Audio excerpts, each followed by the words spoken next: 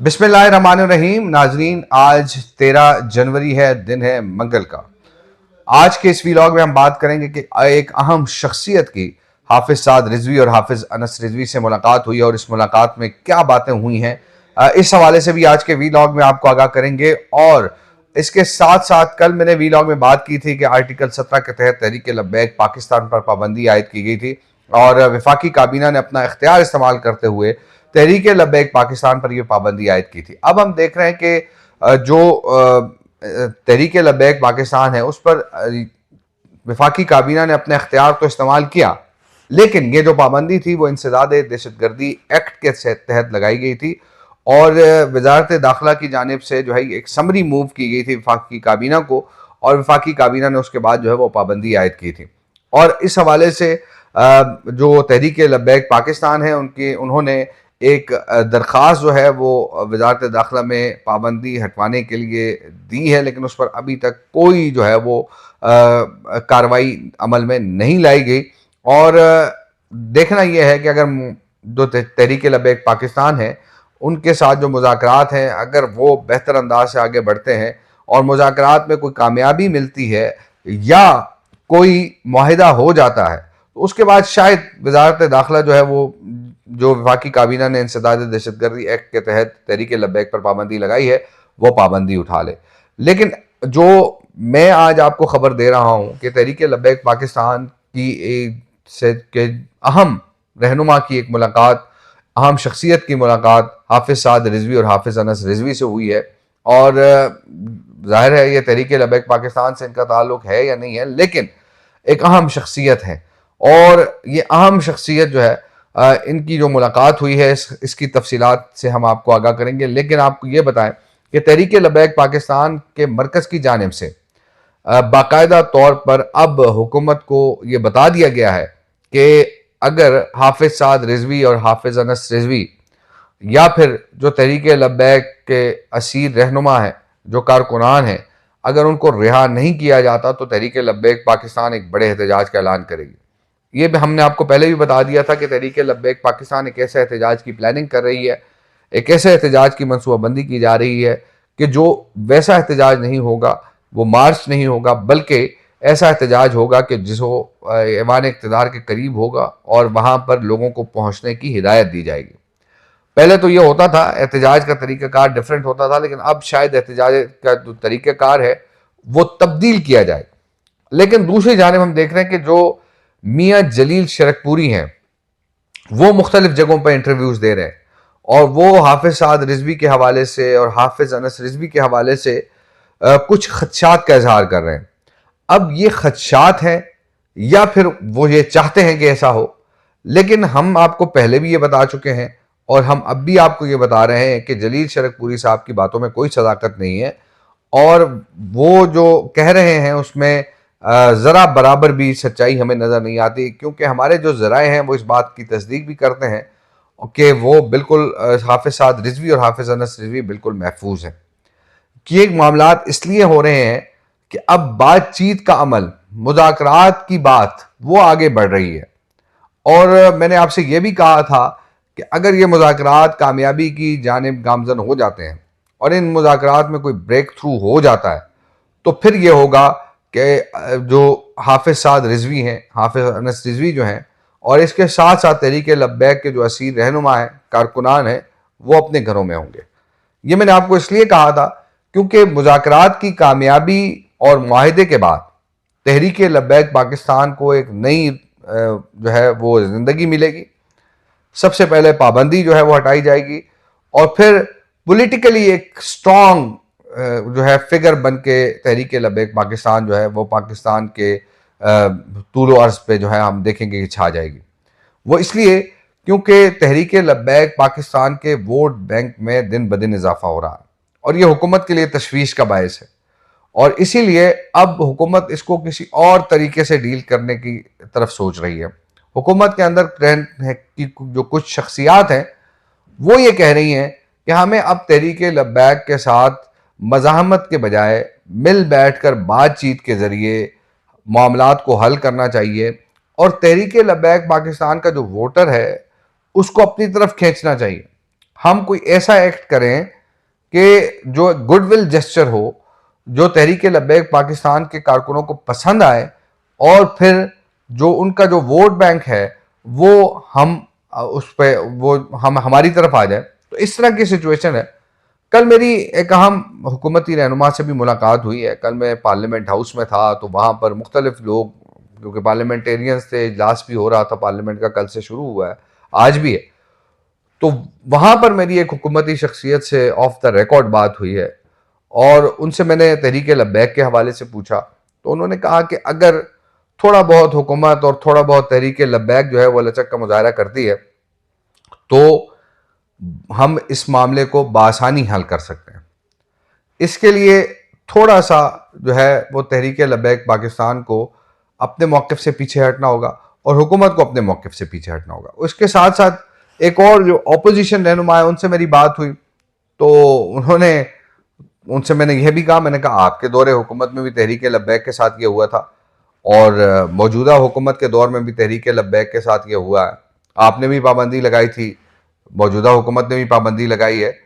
तो उन्होंने कहा कि उस वक्त जो हमारी हुकूमत ने तहरीक लब्बैक पर पाबंदी लगाई थी वो भी गलत था, और आज हुकूमत ने जो तहरीक लब्बैक पर पाबंदी लगाई है वो भी गलत है।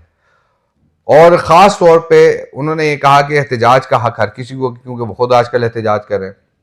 तो एहतजाज का हक हर किसी को होना चाहिए। ठीक है, लेकिन जब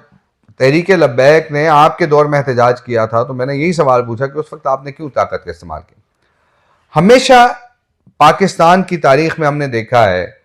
कि अगर कोई शख्स पुरअमन एहतजाज करता है, और उसका ये मकसद होता है कि पुरअमन एहतजाज के ज़रिए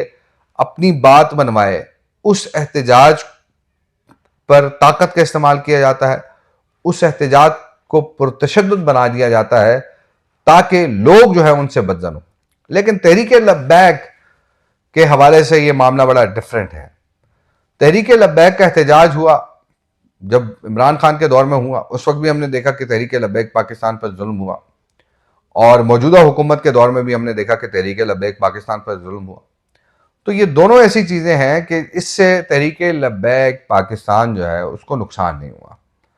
तहरीक लब्बैक पाकिस्तान के वोटर्स में मज़ीद इजाफा हुआ। तहरीक लब्बैक पाकिस्तान की जो पॉलिटिकल एक स्ट्रेंथ है उसमें इजाफा हुआ। अब आप देखें कि कई ऐसे लोग हैं जो खुलकर तहरीक लब्बैक के हवाले से बात नहीं करते, लेकिन वो हुकूमती सफ़ों पर मौजूद हैं, लेकिन उनके जो दिल हैं वो तहरीक लब्बैक के साथ है। मतलब वो सॉफ्ट कॉर्नर रखते हैं तहरीक लब्बैक पाकिस्तान के लिए। तो इस हवाले से हुकूमत को शायद उनकी बातें भी हुकूमत सुनती होगी, वो भी अपनी हुकूमती महफिलों में ये बातें करते होंगे, लेकिन अब जो हालात हैं, इन हालात के अंदर अगर तहरीक लब्बैक पाकिस्तान को स्पेस मिल जाती है, तो तहरीक लब्बैक पाकिस्तान बेहतरीन कमबैक करेगी। और अगर कोई पॉलिटिकल कोई भी मतलब इंतखाबात होते हैं, इलेक्शंस होते हैं, तो उसमें भी तहरीक लब्बैक पाकिस्तान अच्छे खासे वोट जो है वो हासिल करेगी। क्योंकि कल भी मैंने बात की थी कि पंजाब में तहरीक लब्बैक पाकिस्तान जो है वो 2018 के इलेक्शन में 19 लाख वोट लेकर तीसरे नंबर पे थी, और जो पूरे पाकिस्तान में तहरीक लब्बैक पाकिस्तान 22 लाख वोट लेकर 5वें नंबर पे थी। 2024 में सिनारियो थोड़ा सा डिफरेंट था, लेकिन तहरीक लब्बैक पाकिस्तान ने अच्छे वोट लिए, और उनका वोट बैंक जो है वो बढ़ता रहा,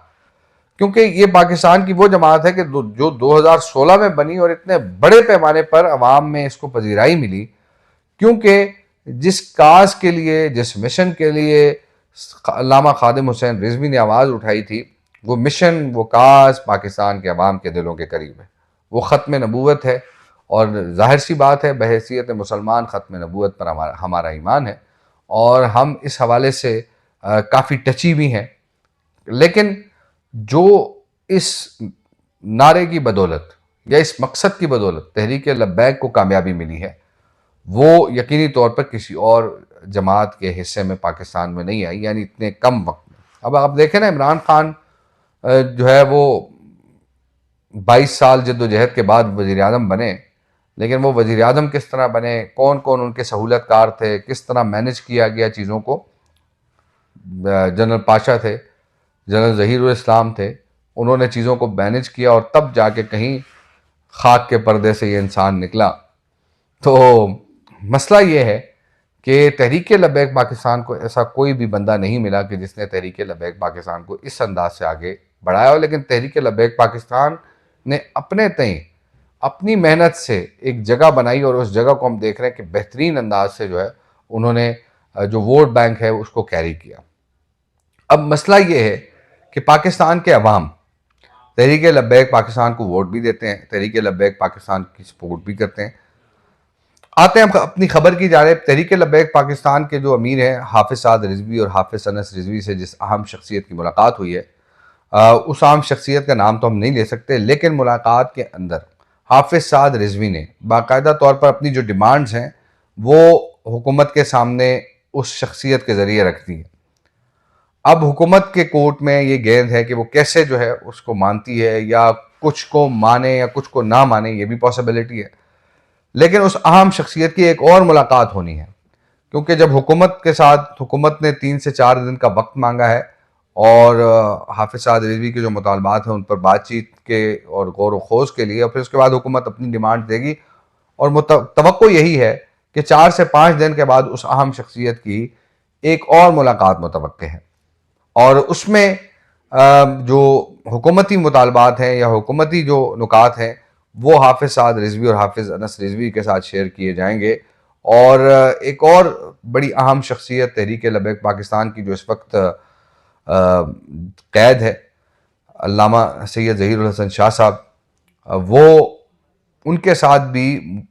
अगली मुलाकात में शायद एक नशिस्त उस अहम शख्सियत की हो, और शायद ये भी हो सकता है, पॉसिबिलिटी ये भी है कि हाफिज साद रिजवी, हाफिज अनस रिजवी और सैयद ज़हीरुल हसन शाह साहब वो तीनों उस अहम शख्सियत के साथ मुलाकात करें। तो ये एक ब्रेक थ्रू हुआ है और बात चल निकली है। मुज़ाकरात अब शायद अगर इन मामलात में थोड़ी बहुत लचक का मुजाहरा दोनों जानिब से किया गया तो मुज़ाकरात जल्द शुरू होने का इम्कान है। अब देखते हैं कि ये कब शुरू होते हैं, लेकिन 4 से 5 दिन, हुकूमत ने 3 दिन मांगे हैं, चौथे या 5वें दिन मुलाकात हो सकती है। तो उसके बाद ये पता चलेगा कि कहाँ कहाँ पे ये मामलात जाते हैं और कैसे इनको सुलझाया जाता है, कैसे जो है वो तहरीक के मुतालबात को माना जाता है या हुकूमत के जो नुकात हैं उन पर अमल दरामद किया जाता है। इस पर भी बात करेंगे अगले वीलॉग में। आप तमाम दोस्तों का बहुत बहुत शुक्रिया। अगर आपने चैनल सब्सक्राइब नहीं किया हुआ तो सब्सक्राइब करें, लाइक करें और शेयर करें। अस्सलाम वालेकुम।